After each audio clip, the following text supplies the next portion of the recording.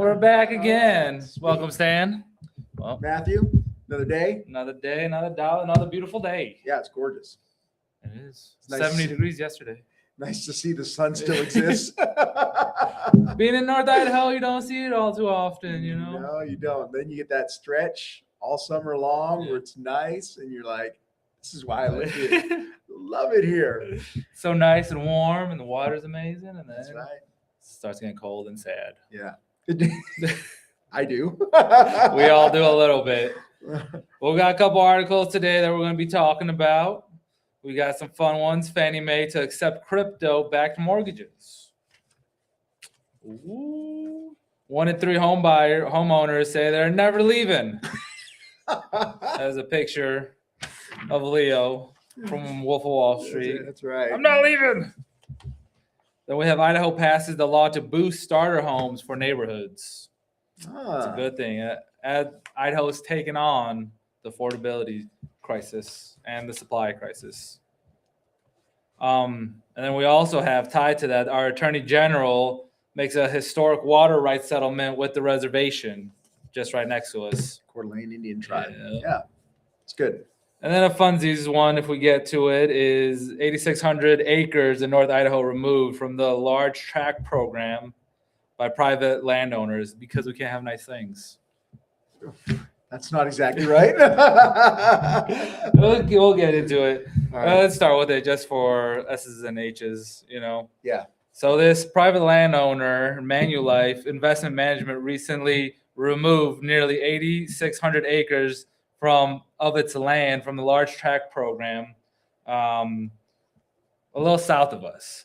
But they removed it because there's a bunch of illicit things happening out there. Unauthorized trails, drugs, alcohol use, unapproved events, illegal collections of forest products, dumping, vandalism, theft, unpermitted fires, damage to roads, gates, and wetlands. Idaho people, come on. This is why I said we can't have nice things, because you can't keep it nice for us to be able to use it. Right. Come on. We can do better. We can do better than that. We could keep things nice. We could have nice things if we take care of them. Yeah, you sent that article, and I kind of got pissed because, I grew up here, Silver Valley area, and I've seen so many things get shut down because people don't respect our woods, and I spend a lot of time in our woods. I enjoy it out there. And when it gets shut down and taken away, it pisses me off. From our own doing, from you guys' own doing. Yeah, from our own doing. We could have kept it nice. Shitting where we eat. It's crap. It just makes me so mad. And I get it, because I am from here. I know people are like, let's get rid of that TV. Let's get rid of that dishwasher. We'll stick it in the woods. Do better. Just take it to the dump. Just do better. Our dump fees are not that expensive here. They are not. But something that's going on just up here. Do better, please. Be better. Come on. Over 60% of our land in this state is held by the federal government and the state of Idaho. And it's there for our recreation. If we want to be able to go hunting, go ride ATVs, go hiking, horseback riding, all of those things that we enjoy doing as a state, then we need that land to stay open and not get shut down and closed off with gates and all this kind of crap because people cannot clean up after themselves and respect the land just a little bit. I'm not a tree hugger. I say cut them down, burn them down, grow some more. They come back. But when it comes to our land for use, we need to take care of it. Yeah. Especially for hunting. Yeah. Anyway, off my high horse. Off that one. All right. Fannie Mae to accept crypto-backed mortgages. Before reading the article, I was like, who wants to sell off their crypto to be able to buy a house? I feel like crypto is like an investment asset. That was my first reaction too, without even talking to you. Yeah. Exactly. Yeah. But then it goes into it, and pretty much what they're going to be doing is you're going to be getting a second mortgage for your cryptocurrencies. Look, listen to this. Instead of bringing cash to the table, the buyer takes out a second loan backed by their crypto holding assets. Their assets like Bitcoin or USDC are pledged as collateral, and that loan is used to cover the down payment on the primary mortgage. And that crypto is locked Yeah. for the term of the mortgage. The crypto sits in custody and is and if everything is paid off as agreed, it's returned to the borrower at the end. This is genius. It is genius. Yeah, my first reaction was like, that's dumb. Yeah, I read the article. I'm like, that's brilliant. that is brilliant because you're not liquidating it. You're You're able to take out a loan against it, which people do against their stocks all the Yes. time. Yep. And so this is just another vehicle for that. My only, I guess, caveat, because they do cover it in that article, right now, Bitcoin's down like massively Yeah. compared to, what a few Mhm. years ago. So, how does that affect everything at the end? What if is there potential for a shortfall? So in here, this one line says, even if the value of the crypto drops, the loan terms don't change as long as the borrower keeps making the payments that were originally agreed to. Okay. All right. Gotcha. So why can't we do that with gold and silver and classic cars? And that's a good question. that's what I'm here for. You can't buy a house with gold bars? You can, but why can't we just do the same thing and have it locked down? So you're not actually liquidating it, right? Exactly. I mean, it's kind of a forced savings account. Yeah. If you really look at it. Yeah, 100%. And that's, I'm not a very disciplined person when it comes to money. So I was thinking, shit, man, take a bunch of gold and it's locked down for 30 years because I'm buying an investment property or whatever, and out of sight, out of mind. I can't touch it. Yeah. Then you'll get it back once you're done. Paying off the 30 my years. kids will. Yeah. I think that's pretty nifty. And I like it. I like it a lot. I think it's great. If you got crypto, you can't have the full mortgage as crypto, right? But you could have it as your down payment that you're using for the house, for the equity piece. I like it. I like it a lot.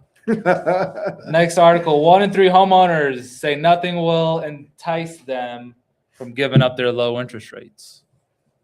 Preach. Which I feel like I've been preaching for the last couple episodes here, is like, we should not be moving that often. This 3 to 4 years, like people moving all the time, it puts you in a bad spot. Yep. Right. I'm in the 1 in 3 category. Yeah. I got a great interest rate and I love my house. I love my neighborhood. I don't see any reason why we want to leave. According to the article, 35% of homeowners under 6% say they wouldn't give up their rate for any reason. 48% say they refuse to sell their home right now because of their low interest rate. 61% of homeowners under 3% say the same thing. These percentages all over the place, they don't equal 100. Right. I noticed that too. Like 87% say that the plan to stay put over the next 2 years. 67% don't want to sell for at least 5 years. And 35% say that they're never going to want to sell. So that's about 178% of the people.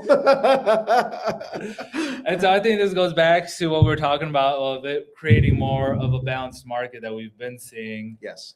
Because this is not a liquid asset. You're not moving or selling it every couple of years to go get something else.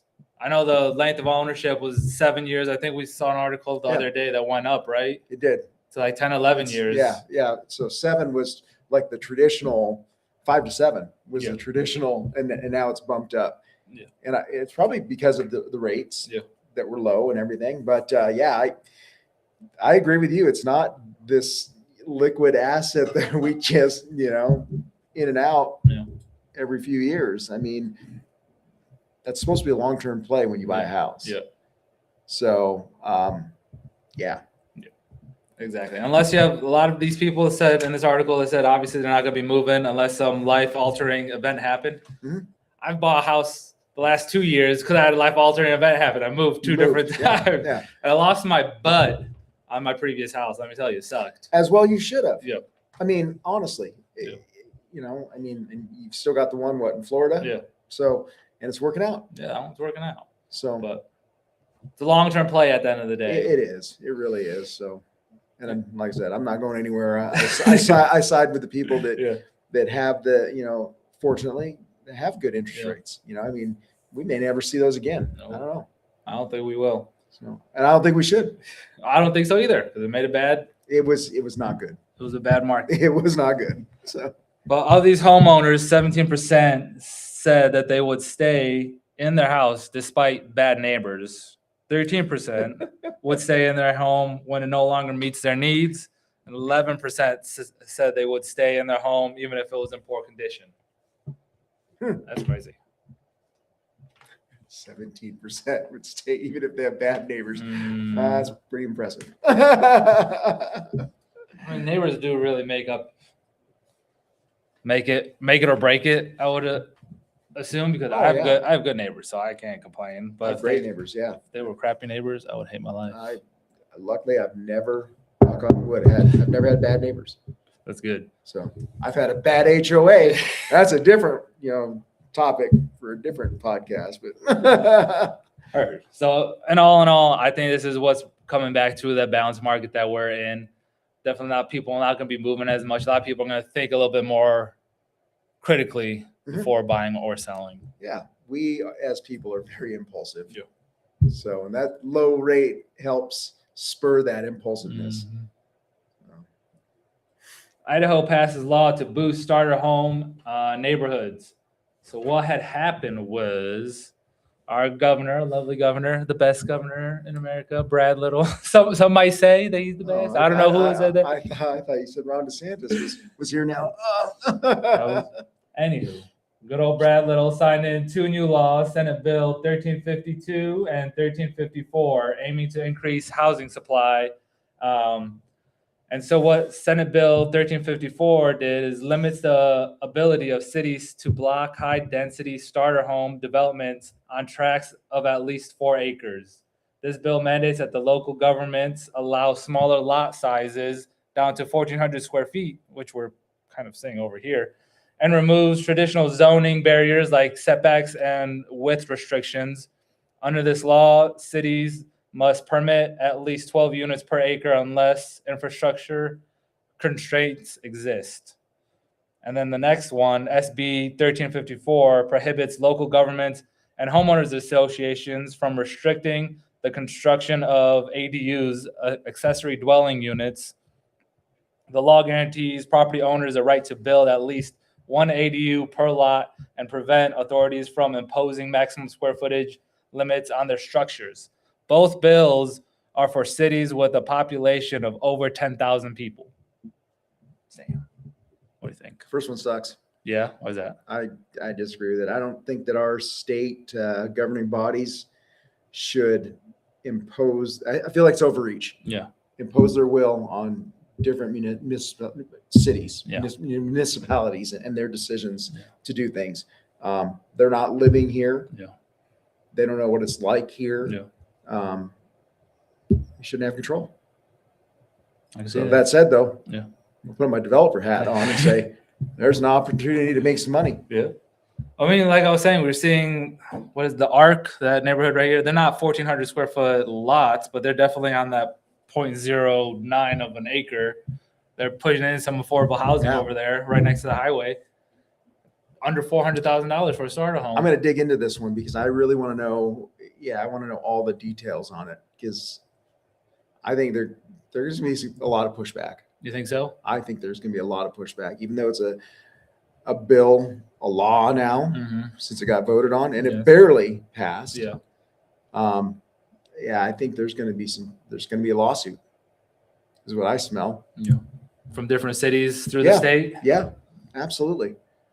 I mean, there's infrastructure concerns, sewer, water hookup concerns, and then there's just the fact that it may not fit in a certain neighborhood correctly. I mean, it might throw off the values of, like, say you've got a 1 acre parcel development and somebody wants to throw a high density neighborhood in right next to it. That could throw off the values of that 1 acre parcel neighborhood. I mean, it's kind of a rare thing to have a nice large lot like that. And then boom, you throw in high density housing. I don't know. Yeah. Hey, Any of you deep money, deep pocket guys out there watching the podcast, there's an opportunity. Right. Strike now before the lawsuits happen.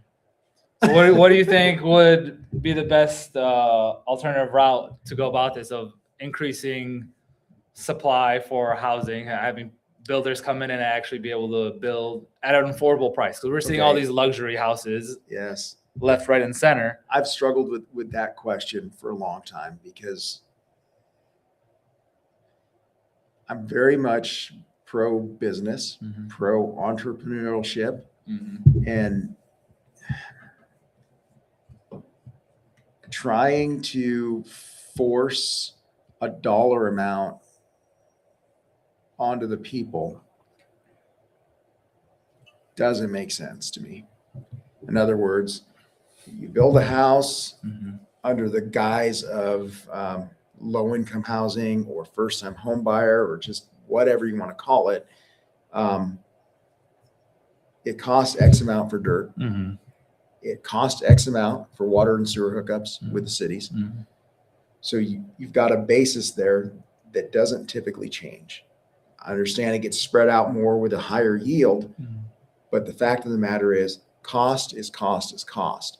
You've got framing, you've got all your trades that need to make a living. There's going to be a bottom line that's a continuum. So that's going to be the price of the house. So a builder's got to make money. So do the trades that are building it. And if somebody can't afford it, then maybe let's go old school and work on some savings. Work on keeping our debt low. Work on eating beans and rice, as the man, Mr. Ramsey, says, for a year or two. There's nothing wrong with that. So that's me, though. I'm old. I'm an old man. So Heard.